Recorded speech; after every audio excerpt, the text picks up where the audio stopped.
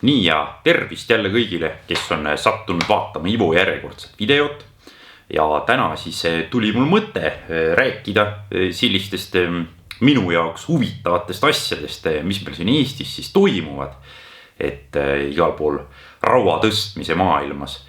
Ja ma olengi sellised asjad kokku võtnud, mis mulle endale nagu väga huvi pakuvad, et kindlasti toimub meil siin võib-olla veel miskit kuskil. Keegi tõstab midagi, teeb huvitavat, aga mina lihtsalt ei tea sellest midagi. Et jah, aga hakkan siis pihta kohe esimese asjaga. Paningi siia videoga kohe käima. Selle ma netist varastasin. Loodan, et mingit probleeme ei tule ja keegi selga ei tule elama Ivole. Ja nii ongi, video läheb käima ja siis ma hakkan rääkima sellest asjast. Nii ja juttu on siis sellisest asjast nagu Korsasport Weekend, jah. Ja põhimõtteliselt ma ei hakanudki midagi siin leigutama oma peaga. Kirjutasin kohe Gerdile, nii kui see info avalikuks tuli, et kuule, mis värk sellega on ja kus sul sellised mõtted nagu tulid, et selline üritus üldse korraldada. Ja uurisin, et kes seal siis võistlevad, seda ta veel ei osanud öelda, et registreerimine vist alles käib, ma nüüd täpselt kindel ei ole. Ja Gert kirjutaski mulle nii pika jutu siis vastu, et mul ongi kõige lihtsam see ette lugeda teile. Mõte tuli eelmise aasta koroona ajal, kui aasta lõpus kõik võistlused Baltikumis tühistati.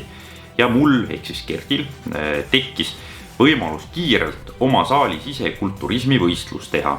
Sest Eestist oli 6 meest vormi teinud, sellega sain ühe spordiala korralduskogemuse juurde. Eelnevalt olen korraldanud suurel hulgal rammumeeste võistluseid ja boksivõistluseid, Underground Fight Night. Nüüd, kus plaanisin boksivõistlust korraldada suuremalt ja broneerisin Tartu kammivabriku, kus rendi hind oli üsna suur, jäin mõtlema, et miks mitte ruume maksimaalselt ära kasutada ja teha juba mitu spordiala korraga. Väga hea mõte, lisab Ivo siia sulgudesse, vabandust.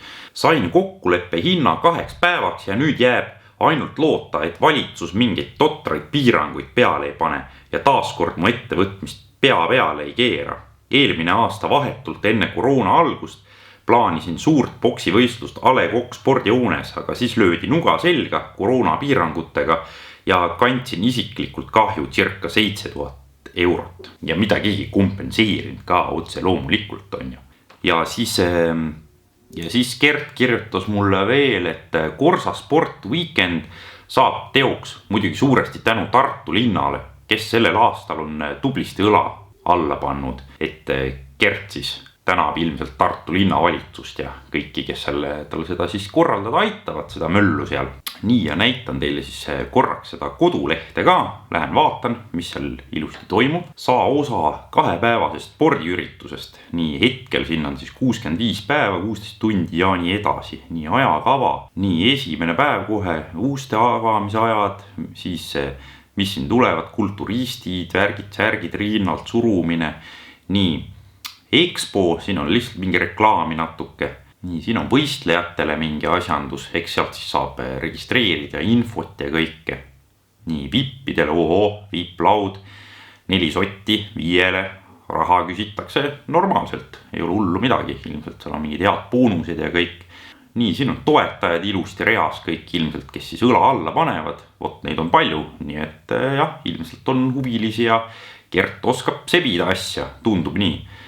Nii ja lõpuks on siis siin kontakt. Härra Gert isiklikult ja ilmselt kui keegi midagi tahab temalt saada, veel näiteks siin korraldada või midagi, siis tuleb talle helistada või ühendust võtta. Nii ja siit hopsti saabki piletit juurde, siit suunab kuskile edasi.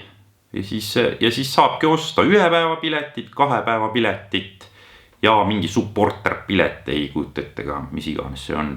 Ja ma arvan, et hind sellise kõva ürituse kohta ei ole hullu midagi, et see 25 või 40 euro ikka leiab, et jah, kellel huvi on, siis soovitan kindlasti minna sinna. Loodame tõesti, et midagi siis ei juhtu selle üritusega, on ju.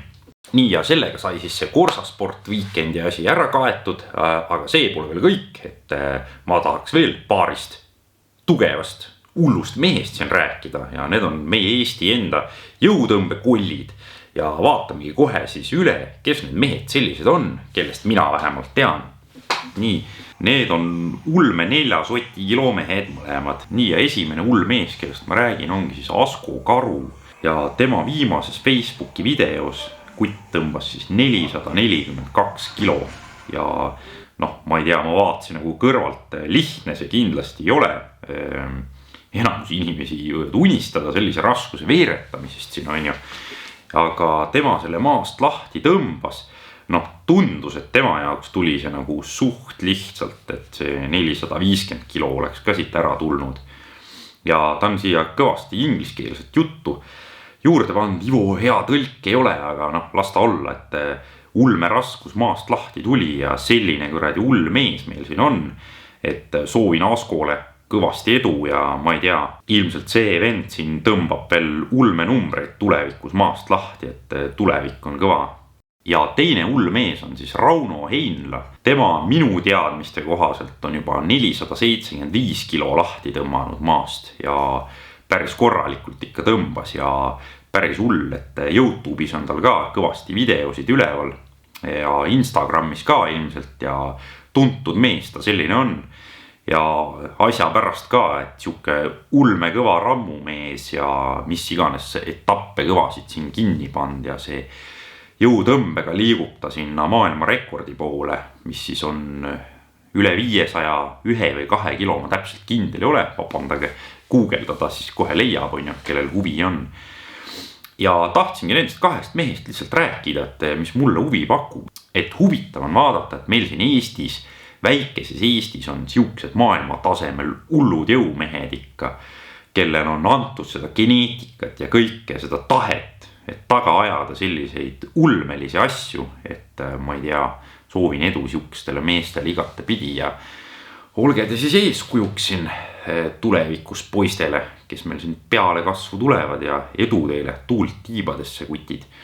Nii ja viimane asi, millest siis kiirelt tahtsin veel rääkida, oli see, et Arnold Toko postitas sellise asja nagu, et 2021 aastal siis alustas NPC Eesti pildil Martin Edovald, ennustan talle suurt tulevikku. Olev 2 vihjab siis Olev Annusele, kes siin pani kunagi 80-ndatel vist kõvasti profiliigas kaasa, et Eestis reaalselt kõige kaugemale jõudnud kulturist ja ühesõnaga Olev 2 siis on tulnud, et suuri tegusid teha. PS harukordne geneetiline talent. Joh, ei tii, tore, et keegi veel nägi. Arvan sama, kutt on võimas, kompaktne, kehaehitus on ilus, kuskilt midagi puudu ei ole, et Martin, ma ei tea, ma ei tahaks sulle öelda, et sina pead selle asjaga jätkama, aga tee seda, et siin ei olegi rohkem midagi öelda. Hea, kui inimesed seda märkavad ja teavad ja tunnustavad, kindlasti annab palju hoogu juurde härra Martinile ja Martin postitas ise sama pildi tänud laheda särgi eest NPC Estonia. Nii ja minu jaoks isiklikult on see NPC ikka väga huvitav uudis. Ma vaatasin kohe, et what the fuck, et kes siis ei tea, see on siuke asi nagu National Physique Committee, vabandust, kui ma seda nime natuke mõrvasin inglise keeles, aga nii on. Ja see on siis kõige suurem amatööride liiga USA's, millest saab edasi minna IFBB profiliigasse, mis on siis nii-öelda kõige kõvem profiliiga üleüldse. Ja minu arust NPC-d oli nagu Prantsusmaal, Inglismaal ja üldse igal pool sellistes suurtes kulturismi riikides peaks seda nagu olema. Ja see, et NPC liiga tuli nüüd Eestisse, ehk see NPC Estonia, minu arust see on väga kõva uudis ja ma loodan, et see asi läheb korralikult siin käima. Nii ja ma kirjutasin igastas ka kohe Martinile, et küsisin, kuule, et mis värk selle NPC-ga on, et kas Eestisse on nüüd tekitatud mingi uus rahvusvaheline liiga või mis toimub. Martin ütles, et kuule jah, mingid julged poisid võtsid siin kätte, täpselt ei tea kes ja ühesõnaga see liiga vist nüüd juba ära on teostatud siin ja esimesed võistlused pidid hakkama juhtuma juba 2021 aasta, kui siin muidugi jälle teatud hirmsad nakkused ja asjad midagi ära ei riku. Ja no kõlab väga huvitavalt, ilmselt kulturistide jaoks on see väga hea uudis ja noh, minu meelest väga tore, kui tuleb konkurentsi sellele EKFL-i liigale siin, et et eks me siis näeme, kumb siin aja jooksul kõvemaks osutub ja no ma ei tea, ega ma ei oskagi midagi öelda. Mina huviga ootan igastahes ja ma ei tea, ongi kõik selleks korraks selle videoga. Järgmine kord ma ei teagi, mis ma üldse teen, äkki lähen ära pensionile, ei tulegi rohkem videosid. Nali, jah, nali, tuleb ikka videosid, Ivolt tuleb veel kõvasti videosid ilmselt. Ja ühesõnaga aitab muljast. Aitäh kõigile, kes vaatasid. Kuskil on subscribe'i nupp, pange seda ka, kui teid huvitab. Minge vaadake mingeid vanu videosid, ühe ma panen kuskile siia nurka või siia nurka. Ma ei tea, kus need nurgad on siin, võib-olla hoopis sinna. Ja nii ongi, peatselt jälle nägemiseni. Ivo tuleb ilmselt tagasi nädala pärast juba uute teemadega. Ja nägemist, head aega. Aitäh teile!